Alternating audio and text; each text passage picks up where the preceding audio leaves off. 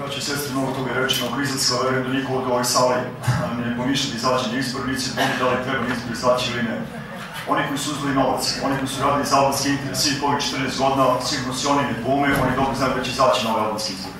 Ja bih samo pratio ono malo procentu, ukoliko ima tako procenta da neko razmišlja još uvijek i koleba se, jer ljudi uglavnom možda još neki puni kako to da izađemo kad nas država poziva. Ne, trenutno nas ne poziva država, trenutno nas poziva više i Albanija, i nezavisno Kosovo, i Amerika, i Europska unija, jer mi moramo priznati sami sebi više našu državu Srbiju nemamo, ba ne u onom zakonskom okviru.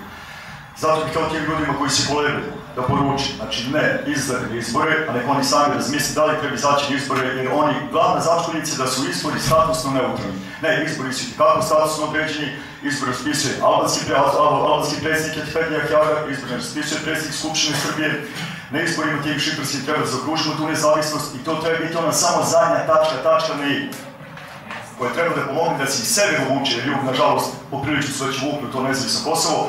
I zato svako ono poslije dvumi, samo ću reći, neka razmisli s jedne strane, ima znači Europsku uniju, s jedne strane ima Catherine Ashton, s jedne strane ima Medin Olbrich, s jedne strane ima državni vrh Srbije, s jedne strane ima Hašima Tačija, ima Haradinja, ima Čekova, ima Sulejmana Selimija, s druge strane ima cara Lazara, s druge strane ima Karađorđa, s druge strane ima svoj narod, svoju porodicu, svoju crkvu, svoju veru, ima svoje poslove. I zato dvojbe ne može glumlja, ne može biti, može samo za ono nedobronamjerni biti. Nekaj sam pročitao, ne znam koji je rekao da izađemo li na ove izbore, a to je sigurno desiti. Izgubit ćemo nešto što nikad više nećemo moći povratiti. Za nešto što nikad nećemo dobiti. Priča o Europskoj uniji je smešna. Svi mi znamo neko uzeo novac, taj novac treba da odradi. Ako treba da odradi, neko odradi i on, to ne može da odradimo mi. To nije naša obaveza, to je njihova obaveza. I zašto mi to na sebe preuzimali? Ono što sam htio samo danas da kažem, svi mi znamo izbjegavamo bi opis stanja i razloge zašto treba izaći, zašto treba izaći, kažem još jednom, tim prešlo, svi mi znamo ovdje zašto ne treba izaći, ali volim da se dogovorimo danas da imamo neki predlog, neki plan šta da uradimo u ovoj izbornoj kampanji. Prvi korak, mislim, gospodin Ristić to pomenuo, stvari tog anti-izbornog štaba. On mora biti aktivan do poslednjih dana. Mesec oktober, bit će pakljen, imat ćemo jake pritiske.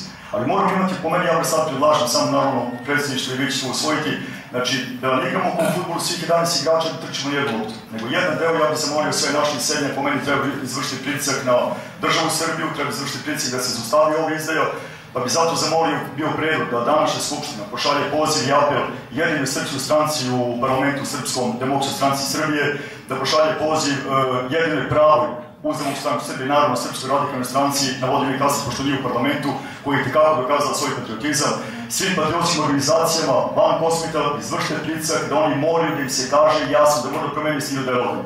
Protiv veleizdaje ne brani se ni saopštenjima, ni izjavama, ni konferencijama za štampu.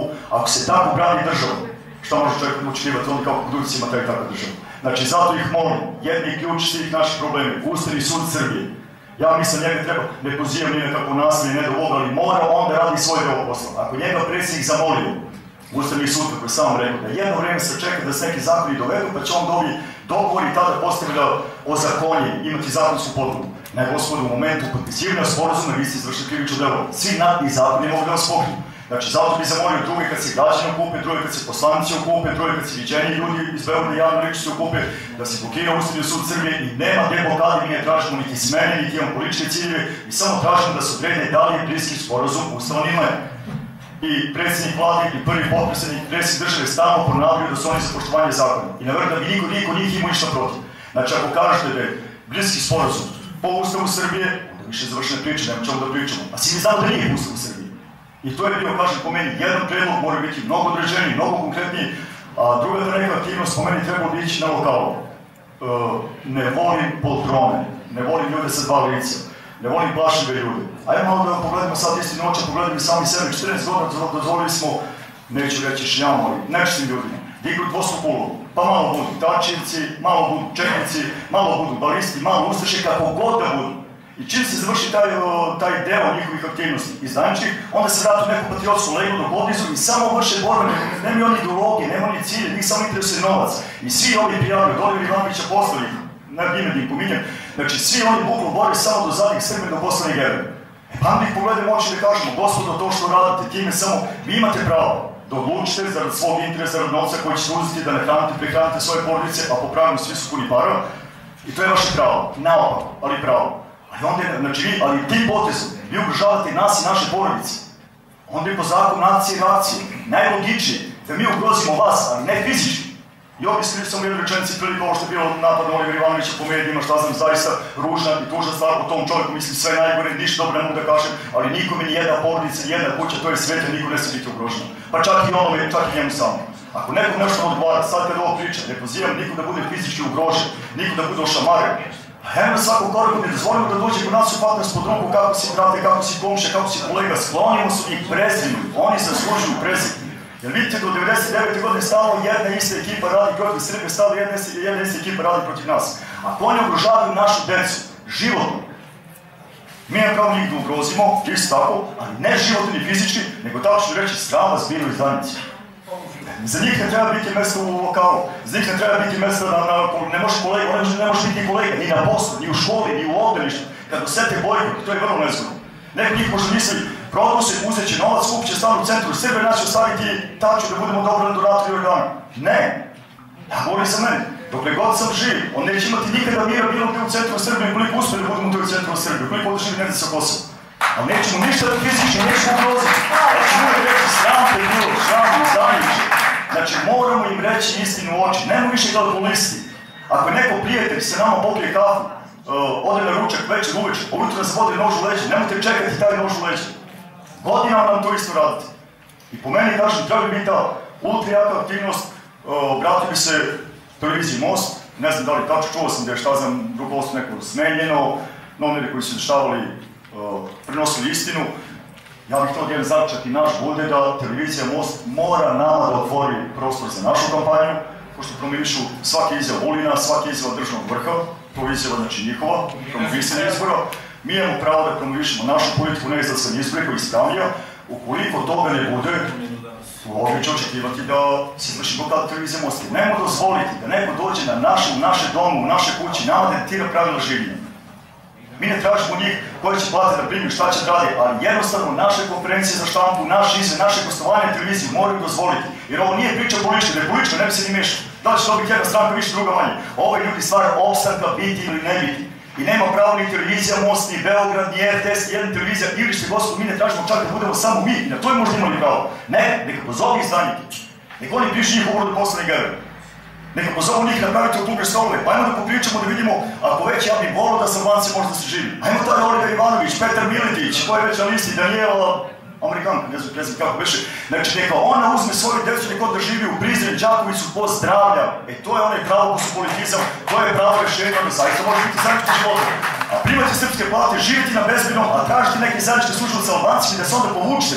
To gospodu ne može. Znači zato zaista ja sada molim, a volim bi to da bude jednom tačke zaključaka, da se pošalje dopis televiziji Most, da mora u minut isto biti zastupljena kako propaganda za izbor, tako propaganda protiv izbora. I na kraju, nemoj njih od vas da se zavrava. Tačno je, neće biti posla, neće biti plata, ukoliko se izbor izađe. Ljudi, neće biti života.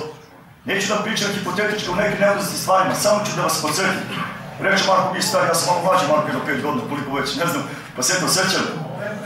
Ukoliko ostanemo u nezavisnom Kosovu, desit će se ono što se tad dešavalo. Jedan rečenicu od 1999. do danas, koji samo pominju. Ako nema vrste zločina koji je počinjen na srpskim narodom, u pristupu međunarodne zajednice i koliko toliko srpske javnosti, a šta će biti kada bude nezavisno Kosovo? Da se treba neka nova garnitura, pa da kažemo u redu, neki novi ljudi, neko novo vreme. Tu je Tači, tu je Haradinaj, tu je Čeku, tu je jedna ista elita, njihova kvazi elita zločinačka. I zato vas samo molim, posvetite si, kažete vašim komšijama koji misli izađu na izbore, da su oni, budite sve se oni krivi. Ne kaže primaju po 300 evra, 200 evra, da daju šiptarske liče karte u zemlju, uopšte nije problem. Imao sam, neću imenovati naravno, ali zaista imao sam jedan dobar brač, par prijatelji smo, družimo se, maltene, i onda je bilo priča, pa dobro, oni deli, daju taj novac. Znam da je besprica velika. A sam onda rekao, koliko dobijete novac, kutu i 500 evra, bude 5000 evra.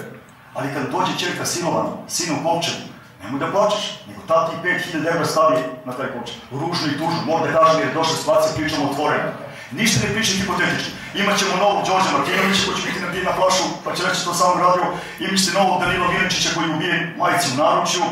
Imaćete kafić Panda u Peći gdje mladici pokupe u Peći u pad jedan šiter ko se dešavalo, dok će vidjeti sticam okolnosti nije bilo mrtvih. Taj scenarij se odvijao, a kao ni tada tu je državi. Kad su pobijeni 7 ili 9 romanića srpskih bez ikakve krivice, koji iz Peća ovdje ima nekog vratno toga se seća. Imaćemo Branku Đukić koji će biti silovan. Neću ubijati vas koji bili smetiti, vas će na kraju, prvo će decu vašu napadati. Ne kažem da je cijel albanski narod takav, ne postoji narod koji je cijel kvaran. Nema, ko što ne postoji narod koji je 100% čist. Uvijek se radi o procentu onih kvarnih i zlonamernih. Verovatno među Albancima ima mnogo, ali se ne čuju, a naše pravo da mislim da je veliki broj ovih izopačenih. Znači da sve to ne bi izdešavalo. Da sve bi dešavalo novo staro gradsko. Pa pitaj vaše komšija, šta ću da radim ako gdje ode na bazen pa dođe neki opet umno promeće pa ga ubije na bazenu. Čekaj, kaže buduća, brat se silovana, kida povolja, znamo šta se sve dešavalo. A sve to u okviru nezavisne države. Ja bih se žalio tada Srbiji, Rusiji, Afganistanu, bilo kome, Americi. Reći, gospodo, bili ste institucije sistema i borite se u institucijama sistema, mi ćemo podržati vašu borbu. I to je realnost, to nije hipotetika. Znači, zato vas molim, maksimalno budimo ozbiljni, nema više vremena za tolerancije, nema vremena za prašenje. Opet da neko ne shvati, ne pozivam ni na kao linč, ne do Bog, niti fizički bilo koje vrste, ali mentalni da, blokada da. Da se zna, ko je izdanik, da se zna, ko mi ugrozio dete, to su narod kaže ti si pucao, promašio si. Da ću ja da pucam, to je moje pravo. Nećemo da pucam, ali ćemo da ih spriječimo u tomu. I zato kažem, sve vam Boga, zajedno kampanja mora biti jaka, mediji, mitinzi, stalna prisutnost, pumimo s Bogom, blokirajte šljam na svakom koraku, ne dozvolite da mu lazi pod kože i kažem, ako vam zvuči samo ruku, sledeće i nož. To se ih samo može učiniti.